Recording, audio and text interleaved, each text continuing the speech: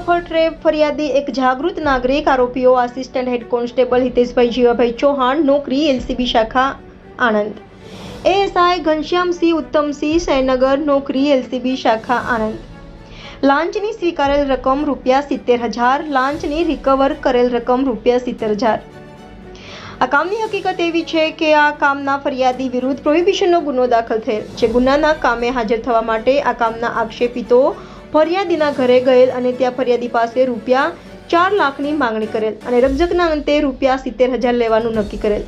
જે ₹70,000 તથા એક જામીન લઈ એલસીબી પોલીસ આવી જવા જણાવેલ અને આક્ષેપિતોએ માંગણી કરેલ લાંચના નાણાં ફરિયાદી આપવા માંગતા ન હોય ફરિયાદીએ એસીબીનો સંપર્ક કરેલ. જેથી આજરોજ લાંચના છટકા દરમિયાન ફરિયાદી સાથે આક્ષેપિતો હેતુલક્ષી વાતચીત કરી લાંચના ₹70,000 આક્ષેપિત નંબર 2 સ્વીકારી સ્થળ ઉપર પકડાઈ ગયેલ અને આક્ષેપિત નંબર 1 જો કામ અર્થે બહાર ગયેલ ત્યાંથી નાસી જઈ ગુનો કર્યા વગેરે બાબત. ટ્રેપ કરનાર અધિકારી Shri MM Tejot, police inspector Mahisagar, ACB police station. Supervision અધિકારી શ્રી BM પટેલ, મદદનીશ નિયામક એસીબી પંચમહાલ એકમ ગોધરા.